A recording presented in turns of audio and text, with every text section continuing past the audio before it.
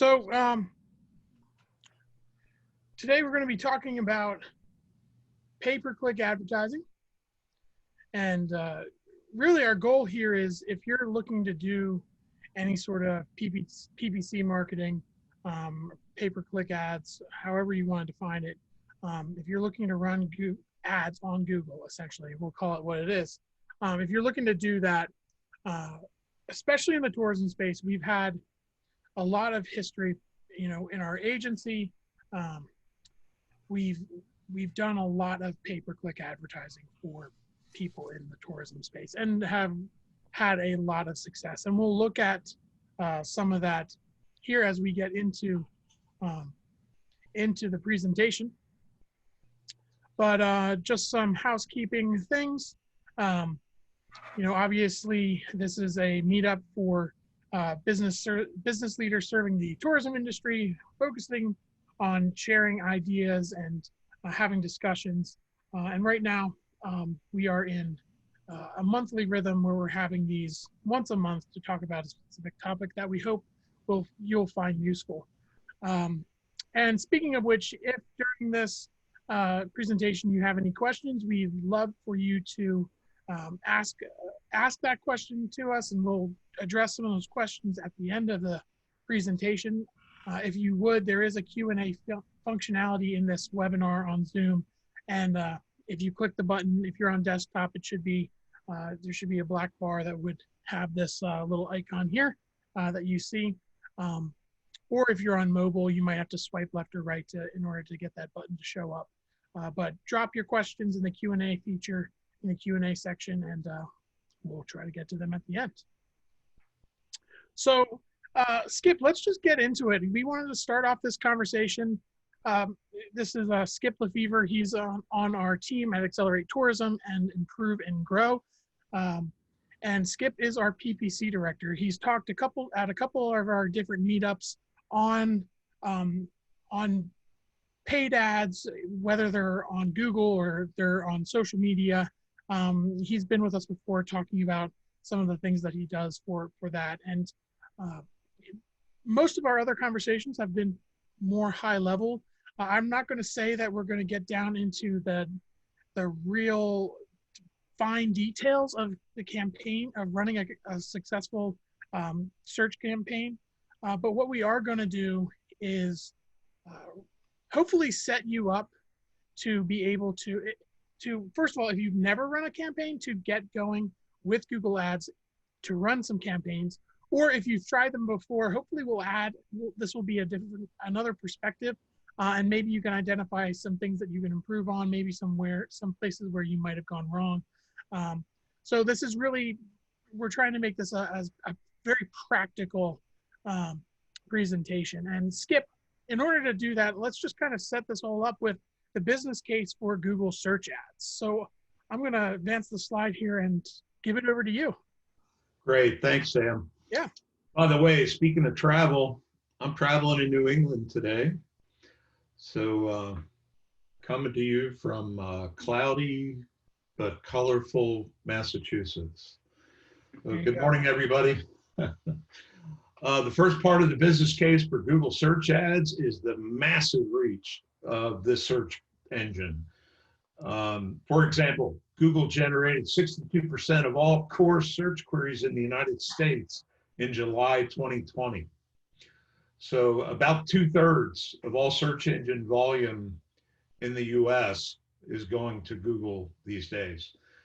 And then another key stat, 3.5 billion Google searches are made every day. Now, I believe that's global as opposed to US, but that just gives you a sense for how much volume. A couple of ancillary stats. Right now, the annual growth rate in Google searches is about 10% from year to year.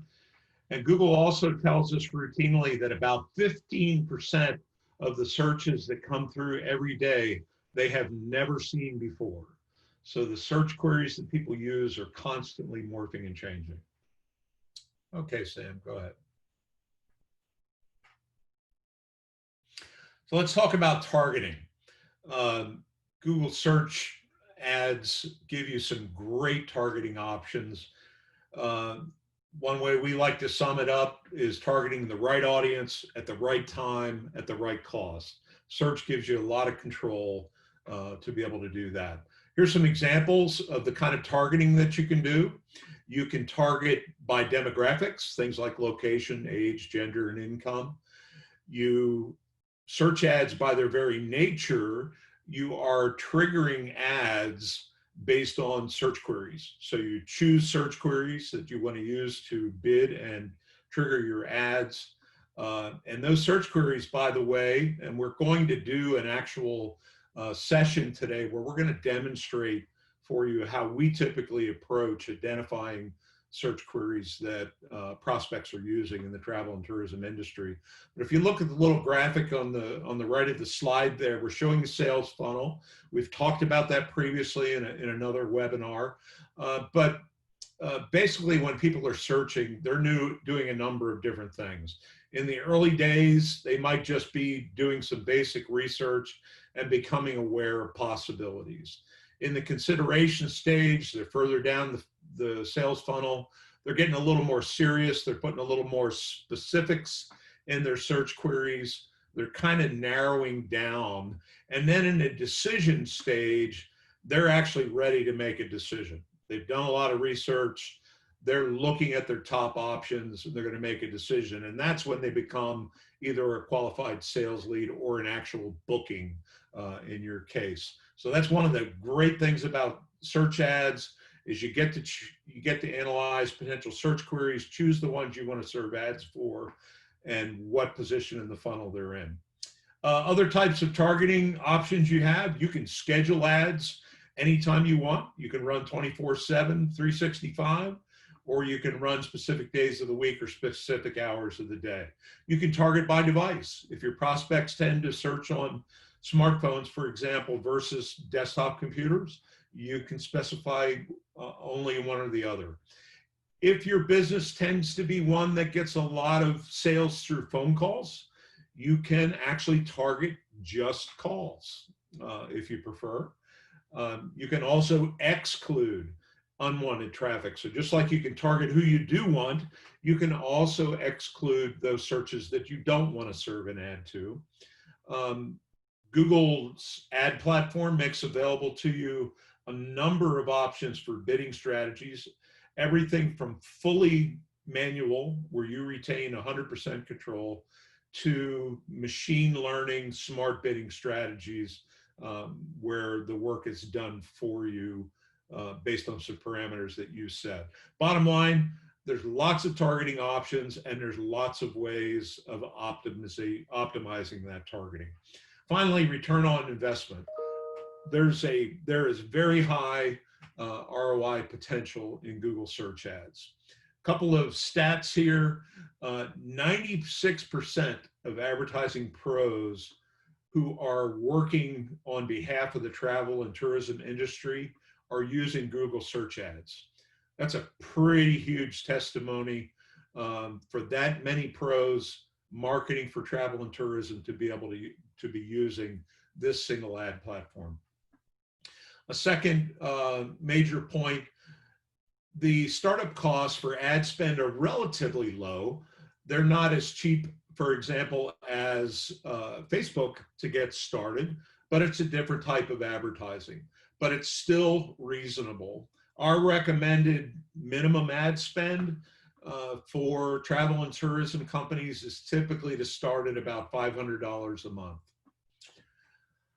Just some 2019 travel and tourism industry statistics for Google search. The average cost per click was $1.42. So every time someone clicks on an ad, on average, across all travel and tourism advertisers, it was $1.42 in 2019. It has a high click-through rate for travel and tourism, 7.8%. in 2019. By the way, to put that in perspective, across all industries, a good click-through rate is considered to be between 3 and 5%. So you can see travel and tourism enjoys a higher than average click-through rate. The same thing is true of conversion rate. Again, across all industries, a pretty solid conversion rate is between 2 and 4%. So you can see that travel and tourism is at the high end of that range. Low cost per action, or cost per acquisition, you might have heard it called. So once someone actually does do a booking, the average cost in the tourism and travel business was $27 in 2019. So as a hypothetical example, if you're in, let's say, the lodging part of the travel and tourism business, and let's say you're selling bed and breakfast rooms for $200 a night, based on those statistics, you could estimate the potential for a 7.4 times return on ad spend. So great ROI potential with Google search ads. That's kind of the final part of the business case for us. And Skip, when we were doing our prep work, I think we talked about, we chose to use these 2019 numbers, realizing that there's been a whole lot that's happened since then. But these being conclusive numbers, you also mentioned, though, with the the numbers that are not fully yet in for the year for 2020, for travel and tourism, you mentioned that there's indications that they actually look like they're slightly higher even, or better numbers for 2020 despite all that's going on. Yeah, that's absolutely true. The same source that I quoted these stats from, which is called WordStream, that benchmarks every year for Google search ads. For this year, under COVID-19, the average click-through rate is more like 10%. The average conversion rate is a little over 4%.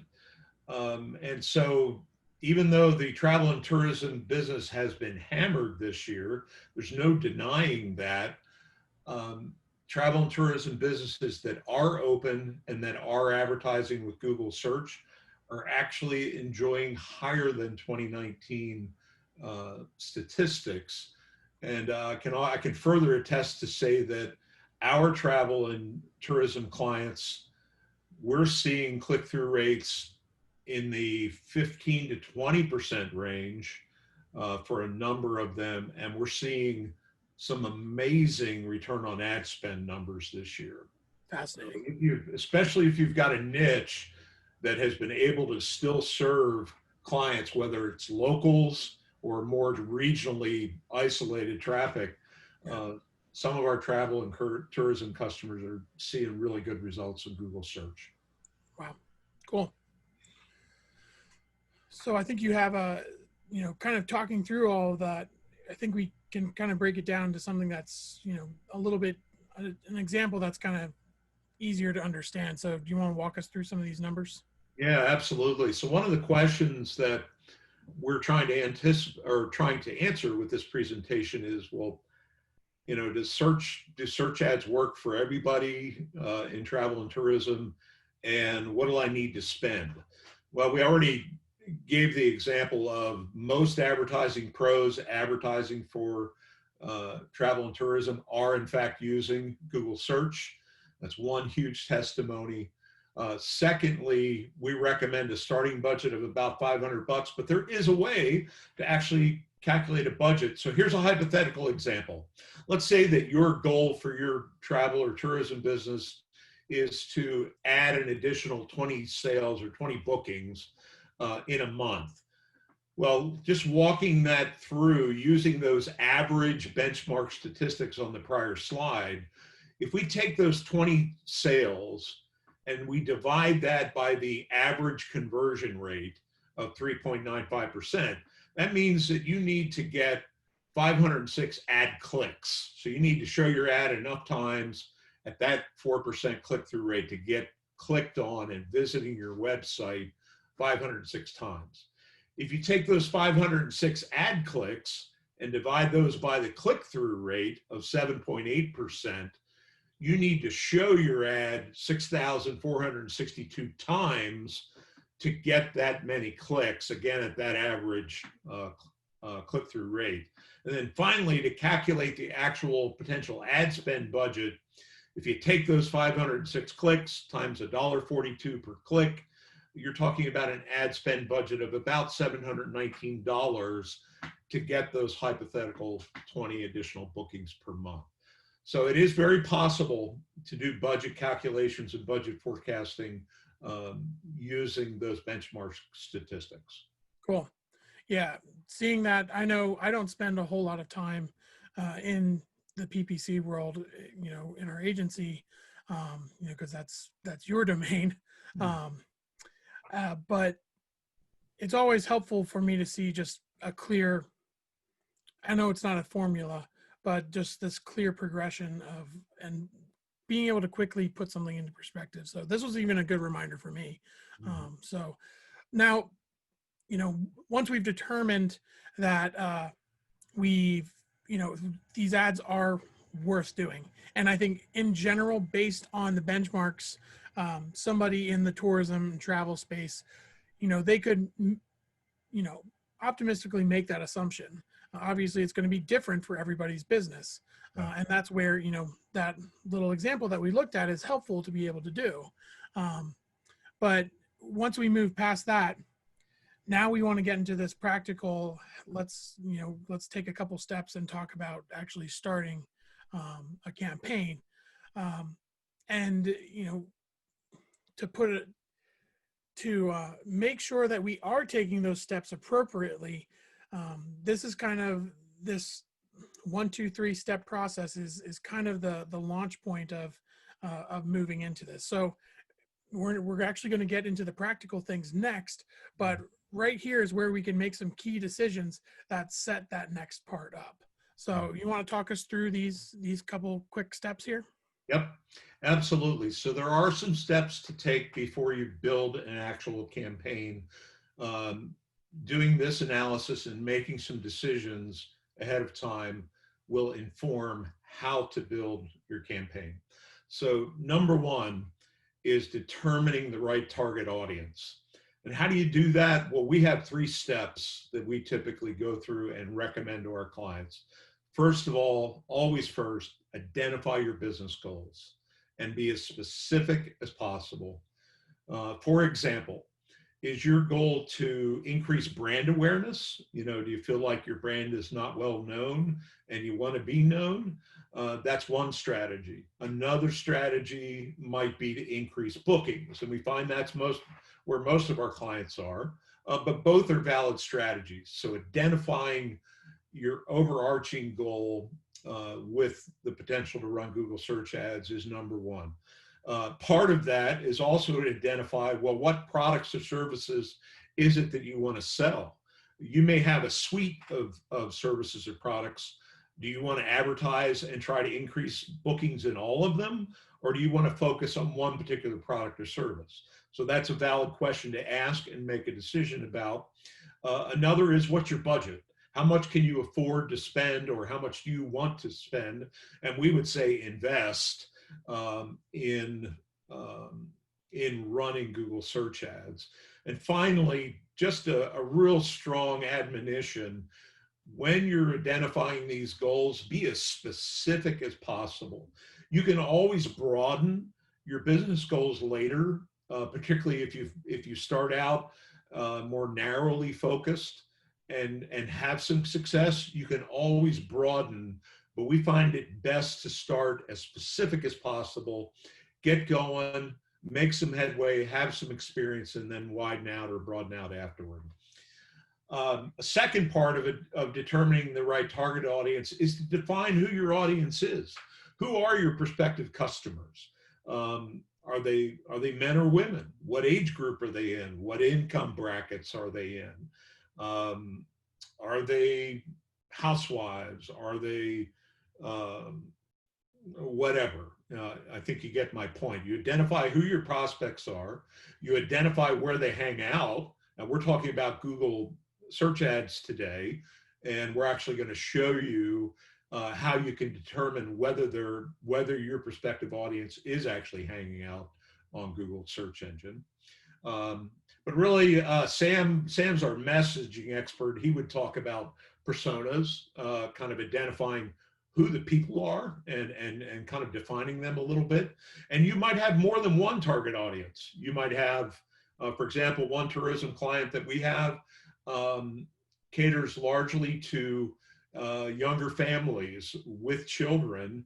However, there's also another big part of their demographics for their prospects that is grandparents who might be treating their children and grandchildren to a travel experience. So define your target audience. It might be more than one. That's okay. And then the final step is to actually do some research on the actual words, search terms, search queries that people are using to find your kind of products and services. Okay, so how do you actually go about creating a Google search campaign? Well, the first choice that you can make is which Google Ads experience to use. There are two. One is called Google Ads Express, and then there's the full Google Ads experience. So just to touch on this for a moment, Google Ads Express is a very easy interface and a very easy way to start running Google search ads. That's the plus. Essentially, all you have to do is create an account, create an ad or two, and then and set a budget and the locations that you want to target people in, and then Google will do the rest for you. So it's a very quick and easy way to launch a Google search ad campaign. The downside is that you're relinquishing a lot of control to Google. It's not all bad. We've seen some good experiences. We've also seen some very bad experiences. It's harder to sort of manage wasted ad spend, I'll just say that. So we don't typically recommend using Google Ads Express, but we didn't want to ignore it or to say that it's not available, because it is, and some people start out their Google search ads experience that way. Google Ads, the full experience is what we typically recommend, and that's mainly what we're gonna be talking to today. All right, so the first actual step then, after you've chosen which ad platform, and literally you can type Google Ads or Google Ads Express and find links and help documents that will help facilitate you through that process.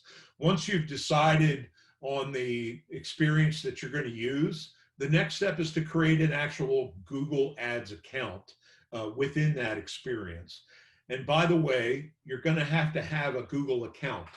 That simply means that you need to set up an account with Google for you personally, or for a business account that maybe you're going to use to run this ads account.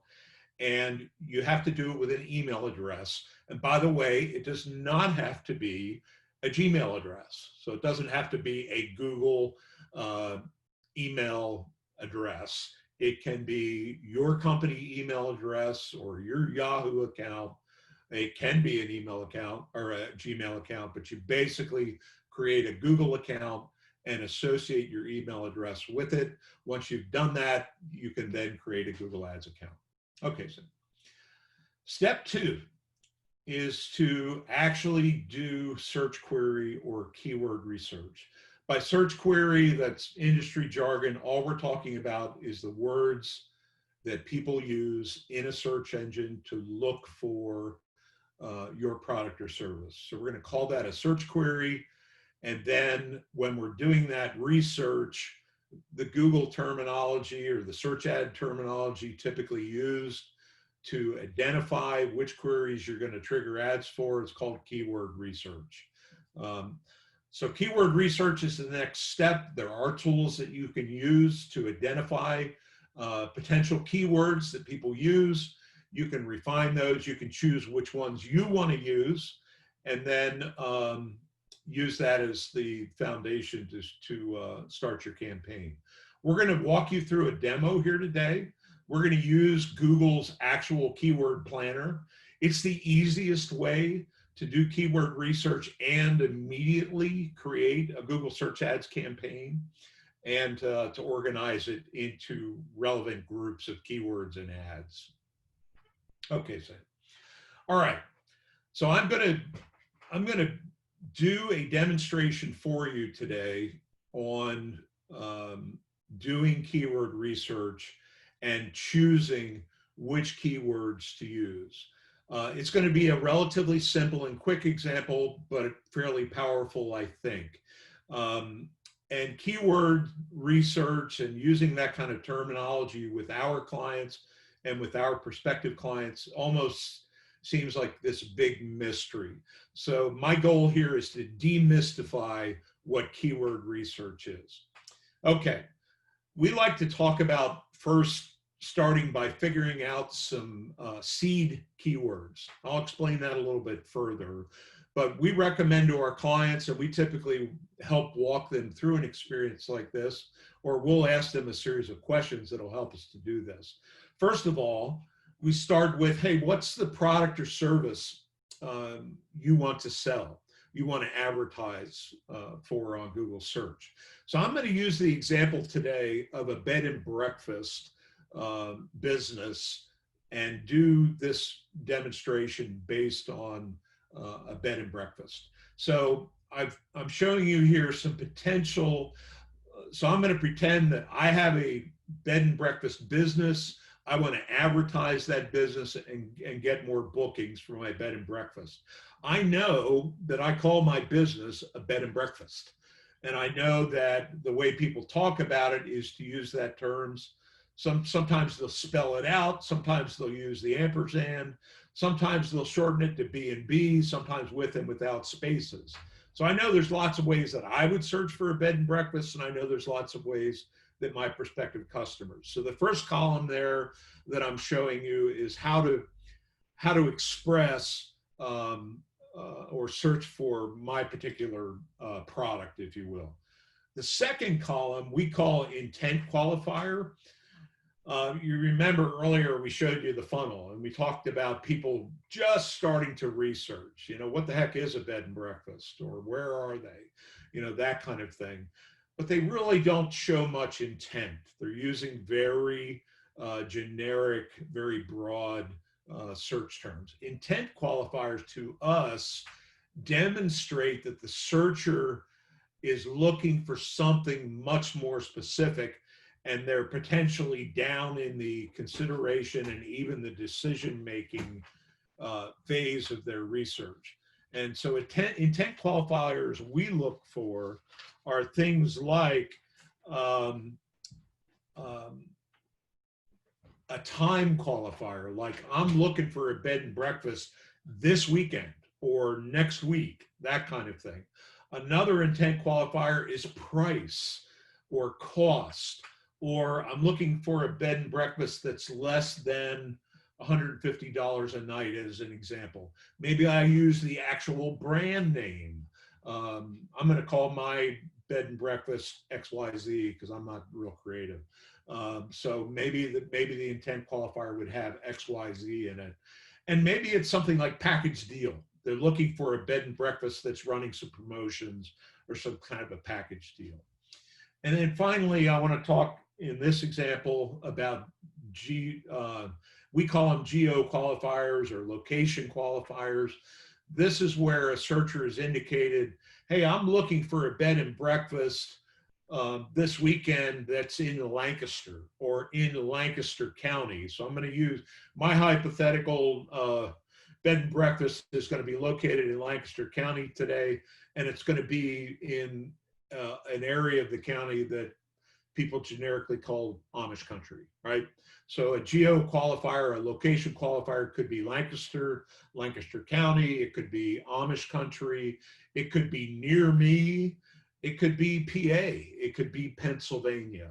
So you can see I'm identifying words that people might use to find my product or service or bed and breakfast, how they might indicate that they're pretty far down the sales funnel when they're looking for price or package deals or time frames, that kind of thing. And also when they're specifying an actual geography, that tells you that they're pretty far down the funnel and they're getting ready to make a decision. So with search ads, what I'm talking to you about right here is identifying where they are in the search funnel And this example I'm setting up is to identify people that are down in the bottom of the funnel and are ready to make decisions, as opposed to people that are just becoming aware of that. And in this example, down in the blue panel here, I'm specifically choosing some words from each of those columns, and I'm creating some 3 and 4 word, what I'm calling seed keywords. So I've identified 4 here: bed and breakfast Lancaster, bed and breakfast Amish, B&B near.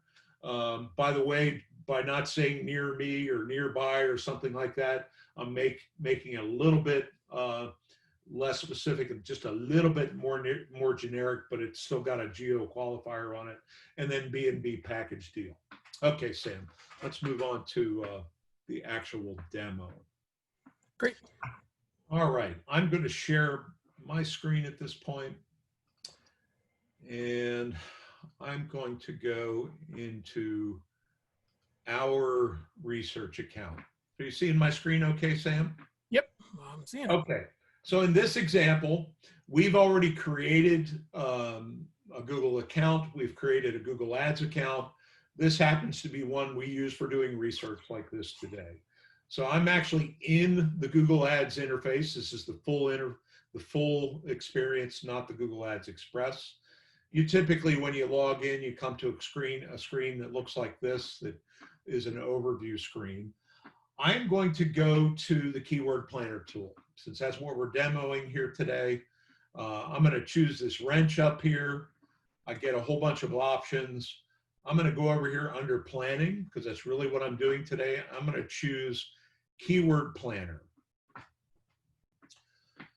So now I'm in the Keyword Planner, and my goal in this planning session is to actually discover new keywords. I'm researching new keywords. So I'm going to click on that arrow, and I've got 2 options. I'm going to actually demonstrate both of them for you. One of them is to take those seed keywords and enter them into the Keyword Planner. And so let me just do that quickly. I'm going to copy and paste those seed keywords that I just showed you, and I'm going to simply paste them in here. Let's see, bed and breakfast Lancaster, bed and breakfast. Okay, it only brought me 2 of the 4. Let me grab the other 2.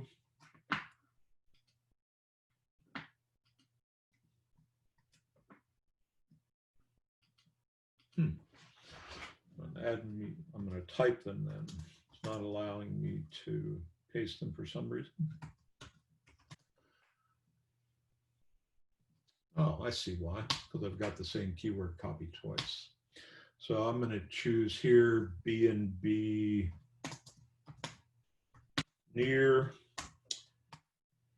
And Sam, can you remind me what my last one was? You have the presentation still open? It was B&B package deal, B&B without any space. Okay. All right. So you can see I've now either pasted in or typed those 4 seed keywords. And now I'm simply going to click Get Results. And the Keyword Planner is going to search its history. I'm also going to put some geography qualification on here, because I'm not looking to advertise in the whole United States. I want to start smaller and be more specific. And I'm thinking for this particular demonstration, I'm actually going to target potential prospects that are in the greater Philadelphia area. And by choosing these location targets, I'm actually in the interface, it's actually linking up to the Google map facility and showing me location options. I'm going to choose this thing called the Philadelphia Nielsen DMA region. And you can see it mapped it for me there. That's right there. It actually crosses over into Delaware and New Jersey and as well as Pennsylvania. And then I'm also going to choose New York City, because I know that I get a few, Lancaster County gets a fair amount of tourism people coming from the greater New York City area. Again, I'm going to choose this DMA region, which will be larger than just New York City. And now I'm going to save that. So by doing that, I'm saying to Google, hey, I'm interested in showing ads to people in those two regions. And I've still got my keyword seeds up here.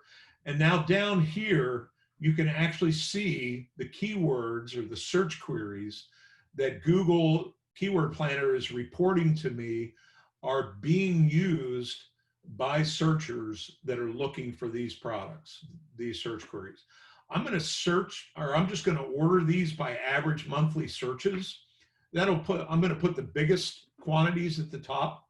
So what the Keyword Planner is showing me here, that based on these seed keywords, Google Keyword Planner found these relevant keywords, and it has this average volume per month in this geographic area.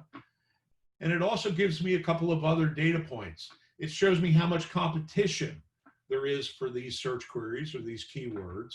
Low means not a lot of people, not a lot of advertisers are bidding for that particular keyword. That makes that one particularly interesting to me. Then you can see there are others that are identified as medium. There can also be some highs. I'm not actually seeing highs right now. Also, another data point here is the Keyword Planner is giving me some idea of what I'm going to have to pay for cost per click. It's giving me a top of page bid that's kind of on the lower end. What that means simply is that if I want to be on the top of the search results page, we call that above the fold or above the organic search results, that to get in that range, I'm going to have to pay this much per click. If I want to be higher up or more, closer to the top of the page, I'm going to have to pay more like this. So you can see, based on the benchmarks that I showed you earlier, we're squarely going to be in that $1 to $1.50 kind of range for cost per click for bed and breakfast search queries in the greater New York City and Philadelphia metropolitan areas. Hopefully that gets you a sense of how you start the process of doing keyword research. Now I'm going to quickly make some choices here. So for example, B&B near me has some definite intent that is more bottom of the funnel intent. This is somebody that is looking for a bed and breakfast relatively close to their physical location when they did this search. To me, that's a bottom of funnel keyword. I want that keyword. Bed and breakfast Lancaster similarly shows geographic intent. This person's pretty far down the funnel. Not only are they interested in a bed and breakfast, but they're interested in one that's in Lancaster. This one is very similar. It's just slightly different word choice and different order. Here's one that's specifying Amish bed and breakfast. My bed and breakfast is located in what's called Amish country. You know what? I'm going to take that one too, as well as this one. And I'm even going to take this Lancaster B&B, I think. Now, I'm also making some qualified judgments here. Personally, I've found from my own experience that I'd rather only choose keywords that have at least 20 or 30 searches per month and more. So you can see that I'm not going to choose these ones that are only 10. Okay, so that's a deliberate decision I'm making. You can make a different decision. That's the one I'm making today. Another thing I want to point out to you, just by looking at these keyword ideas that the Keyword Planner has presented, I also see some keywords here that I really don't particularly want to show ads for. For example, I consider my B&B in this hypothetical example to be kind of a mid to high range B&B in terms of price. So if somebody's searching for a cheap B&B, I'm thinking they're probably not going to choose my B&B. So I'm not going to choose that keyword. And in fact, I'm going to register the fact that cheap as part of a search query is probably not one that I want to use. So I'm going to actually start a little list for myself over here. And I'm going to call this negative keywords, which you could also think about as an exclusion. So I'm going to start a little list for myself. You could write it by hand. You can do whatever you want. And I'm going to put the word cheap right there.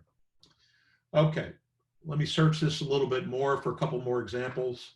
Okay, here's a branded search. Or, well, I'm not going to call that a branded search. That's another town that's in Lancaster County, the town of Paradise.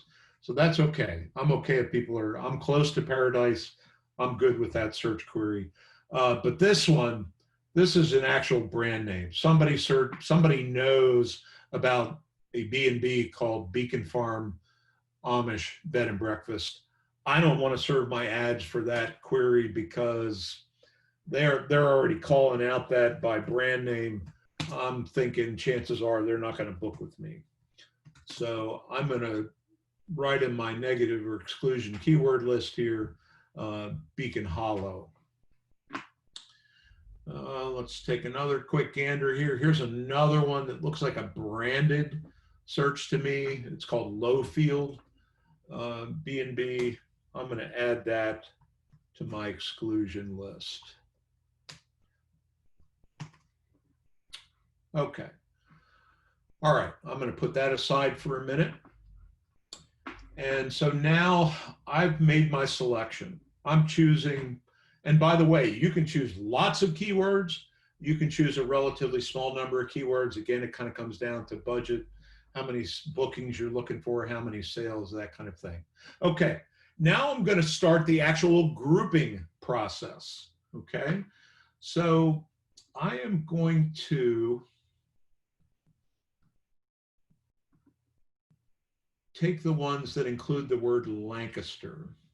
So I'm going to unselect these again. I know the ones I'm keeping are just up here in the top. So I'm going to choose all the ones that include the word Lancaster. In the interface, I'm going to create a grouping for those keywords, and I'm going to call that Lancaster B&B. And so I have those keywords selected on the left-hand side. I've created a group name. Now I'm going to click on this Add Keywords button. We're going to go back to that in a minute. I'll show you what happened by doing that. I'm also going to go back and grab this Near Me keyword. It's the only one like that. I'm going to create a group called B&B Near Me. And I'm going to add that keyword to my plan. And then finally, I'm going to grab these two that use the word Amish in them, and I'm going to create a separate grouping called Amish. And in this case, it's spelled out, so I'm actually going to put that in my group name, Amish Bed and Breakfast. And I'm going to add those to my plan. Okay, I have just added these 6 keywords to my keyword plan, and I've put them in a group. Now I'm going to look at the plan that I just created. I'm going to see that these are the 3 groups that I just created. Google calls them ad groups. You can also think of it as a keyword group. Their platform is called Google Ads. They like the idea of identifying the groupings by ads. You know, it's 6 of one, half dozen the other. And then I'm going to click on keywords. Here's the keywords I've chosen, and you can see the group that they're included in. Okay, so I've just done in this session of, I don't know, 10 minutes or so. I've just done some research based on some seed keywords I created. I've identified the ones I want to choose that are more bottom of the funnel keywords. I've grouped them into 3 groups. I put them in my plan. I'm going to do one more thing. I'm going to go back to keyword ideas just to show you that there's also another way of identifying potential keywords. We usually do both of these in our keyword research sessions. So in this case, I'm actually going to start with a website URL. And what I'm going to choose to do in this case, I've identified 2 of my competitors for my B&B, and one of them is called Limestone Inn. And so I'm going to go over here and put their website in here. And I'm going to say, yeah, go ahead and use the whole site. And then I'm going to click Get Results. Well, Google Keyword Planner is going to do the same thing. Instead of using my seed keywords I created earlier, they're actually going to crawl the Limestone website and come back with keywords that match it. And you can see the same sorts of things. Now, for the sake of time, I'm not going to choose any additional keywords, but I very much could choose additional keywords. Again, I could group them into groups, and I could add them to my my plan. Again, just for the sake of time, I'm not going to do that right now. I'm going to stick with the ones I've already selected. All right, I'm going to show you really quickly. How am I doing on time, Sam? We are starting to Yeah, get closer to 12. We are beyond. So I'm not going to dwell on this, but I'm simply going to select the keywords in my plan, and I'm going to click this button right here that says Create Campaign. I'm going to give it a name. I'm just going to call it Bed and Breakfast. I'm going to choose a starting budget. I'm going to say that my budget is $15 a day.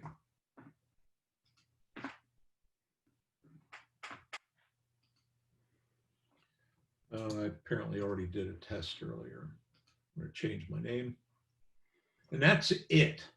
What the keyword planner just did for me was take those keywords that I chose and they actually put them in a search ad campaign. All right, Sam, I'm going to stop the demo there, and I'm going to, you go ahead and take back control. Yeah, Skip, I know that we went a little long there, but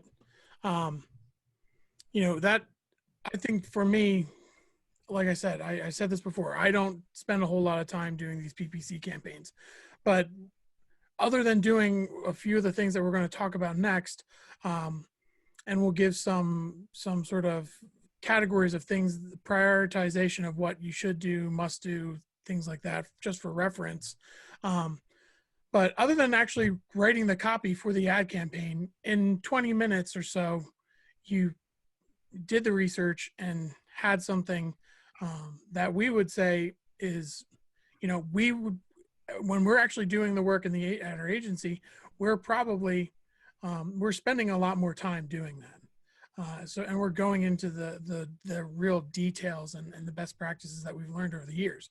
But what you did there is really, you know, if somebody wants to test out running PPC ads, what you just did is exactly what they should do. And we would say they have, while it's minimum, there's a lot of things that are going to set you up for success, especially those, how we came about those keywords with the different qualifiers. Mm-hmm. So I think we have the next slide here. We're going to take a look at, well, we've got some must do, should do's, could do's, and don't do's. And I think, Skip, instead of talking, I don't think we actually intended to talk through all of these. Mm-hmm. But is there any specific ones that you want to call out quick in the time that we have? Yeah. But overall, this is just a simple slide that you can look at to see, okay, if you just want to do something quick, here's basically a good rule of thumb on what you should prioritize your time doing. Yep, that's exactly right, Sam. Good way to say it. The must-do column is these are things that you have to do on the Google Ads platform in order to actually create a campaign that can run and serve ads. You have to choose geo-targeting. Now they'll default to choosing the whole United States or the whole world. So it behooves you to narrow down to where your prospects actually live. You have to add keywords. Well, we just showed you how to do that. You have to set a budget. We just did that. And you have to choose a bid strategy. Those are the prerequisites. You have to do those things in order to run an ad campaign. Things we identify as should do's, you see the column there. There's something called match types that you can add to your keywords. That helps control the targeting and the level of precision. We also highly recommend adding those negative keywords or exclusions. We also highly recommending doing conversion tracking. I'll leave it at that. The next column could do, those are other things you can do to control your campaign even more deeply. Let me just touch on the don't do's. When you choose keywords like I just did and added them to the campaign, they're automatically added as what's called pure broad match keywords. That means there's little precision. Google still has a lot of takes a lot of latitude in choosing what search queries to match up to those keywords. So that's why we recommend choosing match types, and we recommend not running all broadcast, just pure broad keywords, because you're going to get a lot of unqualified searches. Yeah. Secondly, don't forget about your negative keywords or your exclusions so that you can exclude the searches you don't want. And don't do single word keywords. They're too broad. You would be amazed at the kind of stuff you get matched up for. So those are just some quick, don't do this. Yeah, that's great. And that's based on some hard fought experience. I'm sure. So step 4 here, and this is I'll let you just talk about what we mean when we say keyword location and call to action.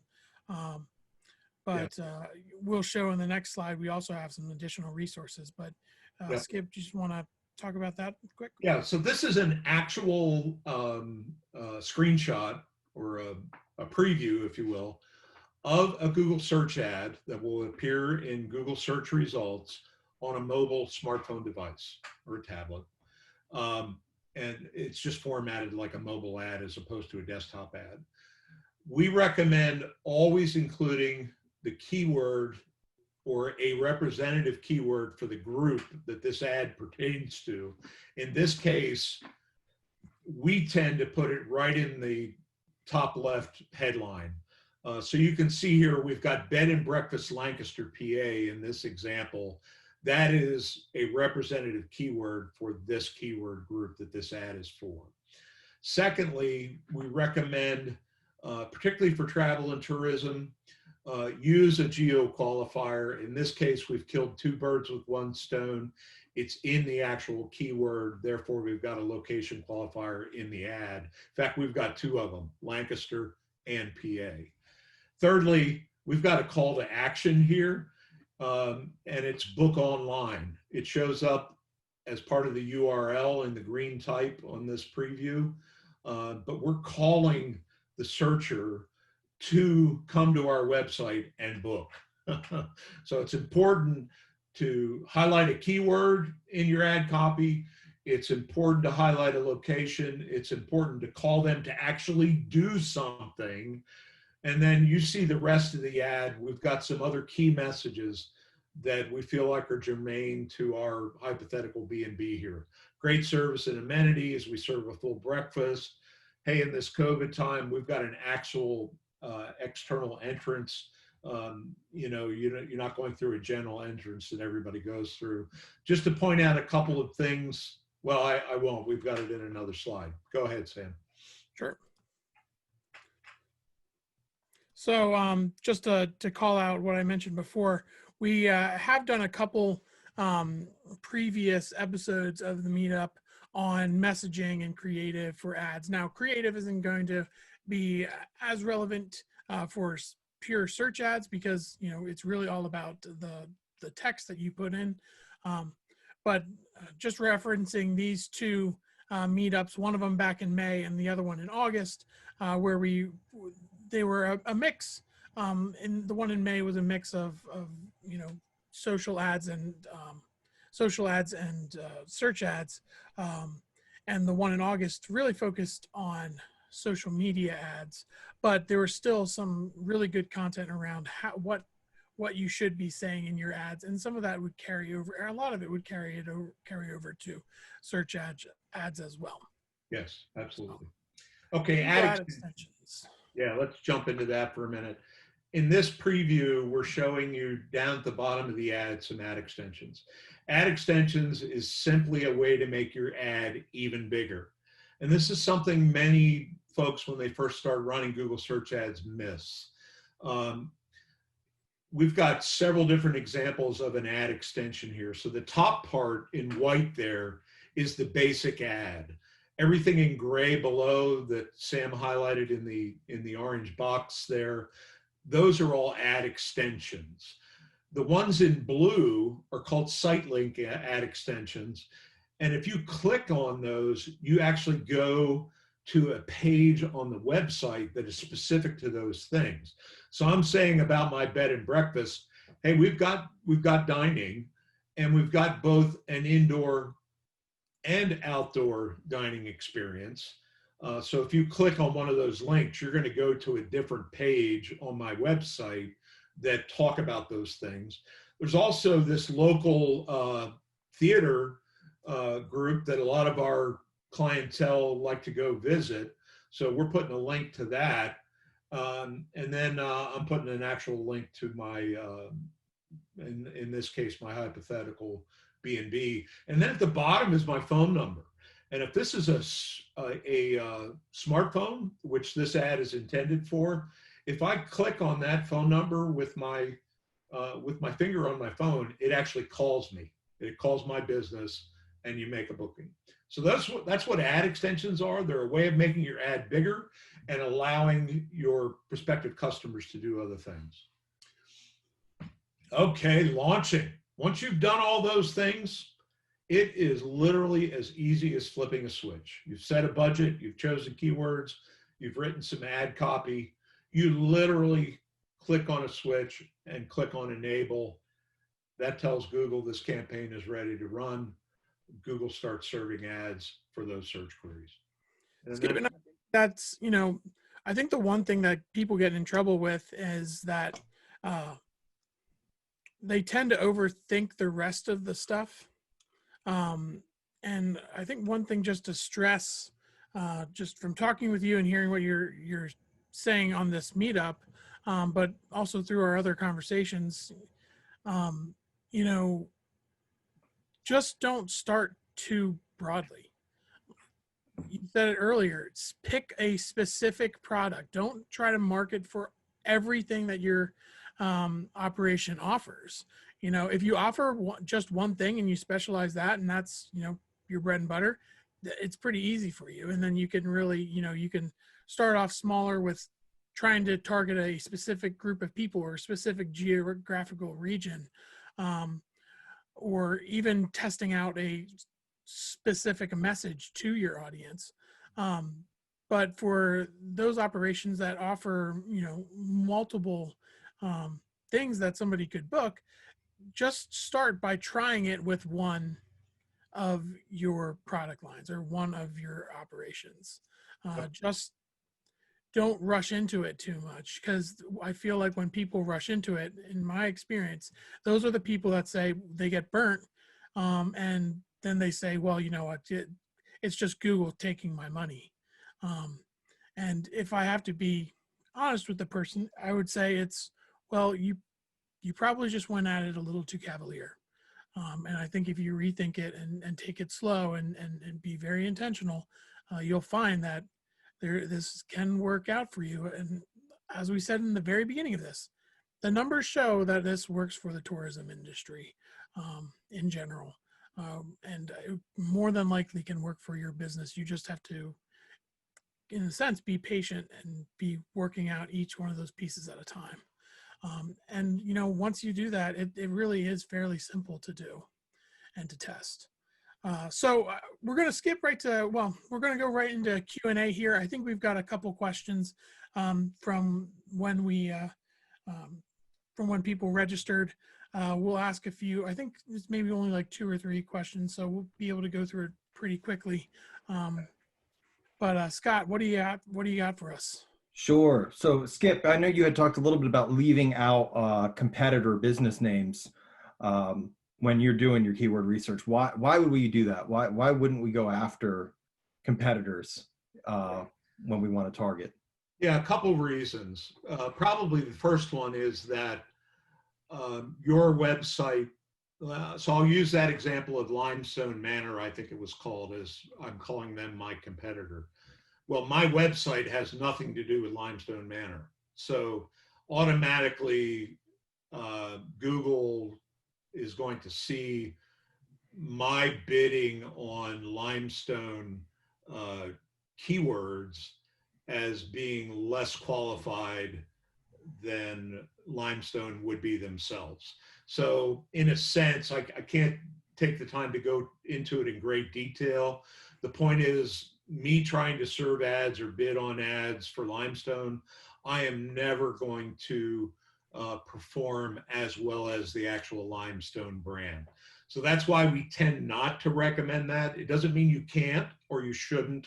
You should just go into it with your eyes open. Your ads are not going to perform as well for branded search queries. Another, frankly, is that sometimes competitors get upset. And we've had several situations where a business owner of a competing B&B, as an example, has called our business and said, "Hey, the heck you're doing? You're targeting ads that show my name in your ad. What's going on here? And if you don't stop, I'm going to sue you." So that's a secondary reason why we often don't recommend it. It's often possible to navigate your way through that, but most of our customers don't want to deal with that. Sure. That's great. And how do you get a potential customer to click through? You know, the important thing there is to be relevant. You know, Sam summarized really well there about choosing what you're doing well. Well, that also includes your messaging. Mm-hmm. It also includes the content on your website. Really, we're starting with a search query, and then we're designing an ad that we want to serve that is relevant to that search query. And then as a result of clicking on that ad, we want to send them to a page on our website that is relevant for that search query and for that ad copy. So the ad copy is really, and the connection to the search query or the keyword is really your opportunity to convince somebody to click. So you need to send them a compelling message about your product or service. It might include features or benefits or promotional offers or something of that sort, but it also needs to be highly relevant to that specific keyword. Yep. And if you do that, if you're relevant and you're offering a product or service in your messaging that people want, they're going to click through at a very good rate. That's great. That's great. Yeah, and one more quick one for you. So what's the best way to narrow targeting when you can't do a lookalike audience? Okay, so that's really kind of mixing 2 different online advertising techniques. A lookalike audience is really an audience that is used for running display ads. So that's like a cold audience, and you're pushing an ad in front of them. So they weren't looking for something, you're just pushing, like on a billboard or a radio commercial online, an ad in front of them. So that's actually a different scenario that's not related to search ads, really. With search ads, the way that you're doing the narrowing is by doing that keyword research and choosing the keywords that are highly relevant to what you're trying to sell and where they're positioned in the funnel. And the example I gave we're trying to find people that are ready to buy. Yeah. Great. That's how you do the narrowing, by choosing the right keywords, and really by doing that analysis where I chose keywords that described my service, words that showed people had intent, that they were near ready to buy, and also some geographic qualifiers. For travel and tourism, I would highly recommend those three components to your keywords. That's great. Great. Thanks, Cool. guys. That's it, Scott. Yep, that's it. Great. So thank you very much, everybody. Thank you, Skip, as always. I do feel like you said it, demystifying search ads. I do think that is a very accurate way to put it. There's confusing terminology around it. It's, Google has actually changed some of the ways that it refers to itself recently. And that can leave a lot of people confused. But I think, just to summarize a little, just a quick summary would be, this is for people, you're targeting people who are literally raising their hand and saying, hey, I want to buy your service. And, instead of literally raising their hand, they're typing it out into Google and, getting the right keywords, writing the right ad copy. And if you don't overthink it, which I know a lot of us, including myself, are prone to do, if you don't overthink it and you follow some of those simple steps that we put through there, that you'll have success. And I also want to mention too, I forgot to include this in the slides, but we do have some tools on our website. And if you go to our website, if you go to either acceleratourism.com or improvinggrow.com, the name of our agency, both places have a free tool that if you already have an ads account, if you already have tried running ads, you can submit your ad account into that free tool, and it is basically a free audit that will give you some suggestions. If you are starting up and this is brand new to you, what we recommend is doing what we've laid out in the video, doing what Skip has kind of walked us through, especially with the keywords. If you do that, pick a budget that's not going to break the bank, and run an ad for a month. See how it performs, and then if you're interested in getting some feedback, go to that tool and submit your ad account then, and we'll go through the auditing process, and you'll get some feedback about what to do. It's hard for us to know exactly what to do without ad accounts, with no history, with no ads that have run. So, us looking at an ad account before it's actually performed at all, we won't be able to really offer a whole lot. So we recommend, if you're looking at doing it, set up an account, follow the steps, test it out, and we're happy to take a look and give some additional feedback for you to hopefully find some success and really get some more bookings. Just because I'm thinking of it when we publish the video and the notes and so forth. Yeah, we'll have some other resources like links to Google Ad tutorials. Oh, perfect. Helpful. We have also on our website a glossary of yes, that's helpful. Of ad terms, so we'll put that there as well. Yeah. Half of it is just understanding the lingo that goes behind the platform. So that's great. So thank you, Skip. Thank you to our team. Thank you for joining us today. We don't have a topic for next month yet. We'll be hosting one on November 13th at the same time. And we'll let you know what that topic's going to be in probably the next week.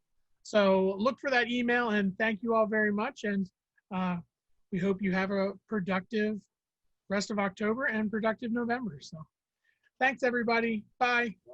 Bye-bye.